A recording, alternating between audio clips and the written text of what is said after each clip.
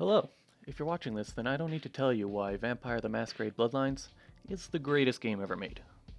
So instead, after the recent grand announcement of Bloodlines 2, I'm here to start a discussion on what the poor saps at Hardsuit Labs will need to create in order for their title to surpass that of the original. Going on the assumption that all of us here are particularly familiar with Bloodlines 1, the purpose of this video won't be to analyze the intricacies of the original or to go over its sordid history.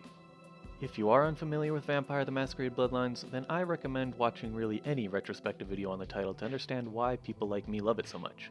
Or better yet, go out and play it. So in this video, I'll be focusing on some of the more minor elements of Bloodlines 1 that would cause massive fan disappointment if they don't appear in Bloodlines 2. Emphasis on the minor.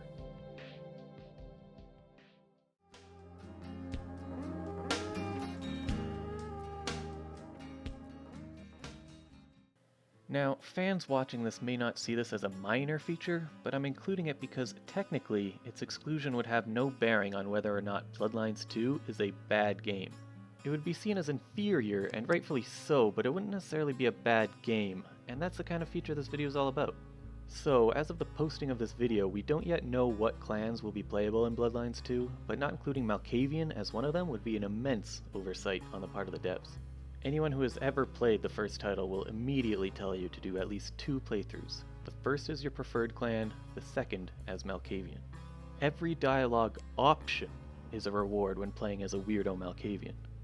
Thus, a rewrite of the script specifically for Malk characters is absolutely vital to meeting fan expectations of this game.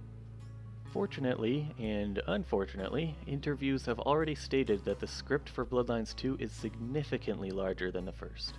Thus, I can barely fathom the amount of extra work it would take to write a Malkavian character in the same vein as Bloodlines 1, and yet, the importance of its inclusion is massive, and I guarantee the dev team is well aware of it. So, here's hoping.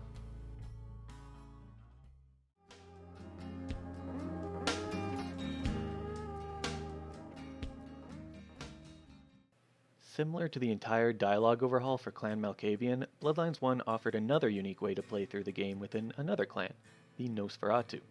The inability to traverse the pseudo-open world normally added yet another unique way to replay the game. While being forced to traverse the tedious maze-like LA sewer system didn't always make for the most pleasant experience, it did add a high level of roleplay that many RPG fans tend to add themselves to games that don't intrinsically offer it. And while I don't believe that this clan feature would be as missed as the Malkavians, I do think that if the devs want to make a true successor, that this one would be significant enough not to leave out.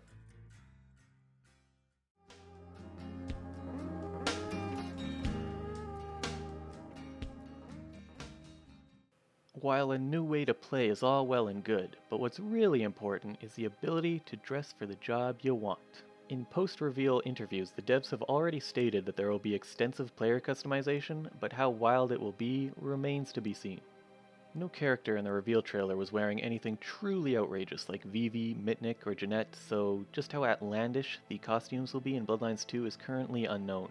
But in my eyes, there's only one way to dress a Nosferatu.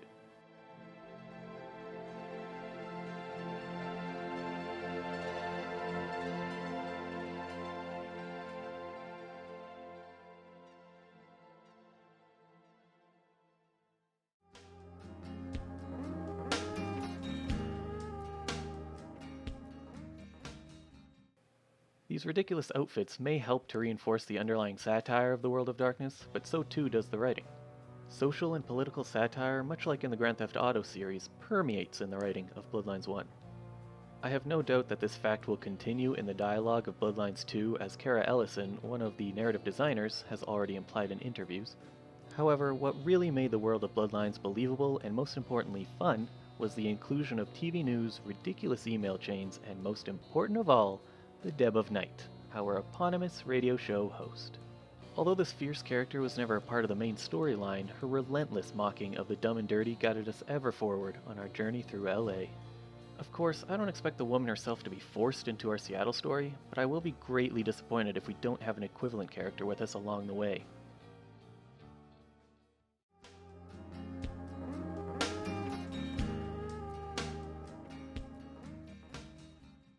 Building on the sound as world-building theme is the music.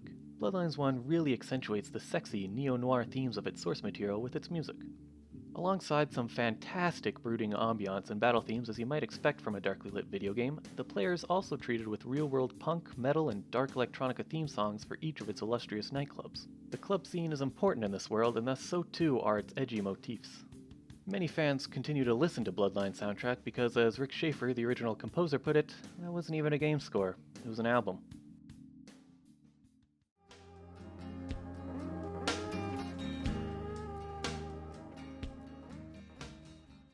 So, there's a few smaller details with a big impact that I believe are necessary to win over the fans, or at least me. The exclusion of one or all of these features would not necessarily make Bloodlines 2 a bad game, but would almost certainly make it a lesser experience than the first. Thus, hopefully, the fine folks at Hardsuit Labs can pull it off. There appears to be some real passion in the project, so despite this world of game cynicism, I am willingly optimistic and believe the devs might just have what it takes. We'll see if I'm right in the coming months. There are so many aspects to the original that make it great, so I'm sure I've missed other small details. What little things are you hoping to see in Bloodlines 2?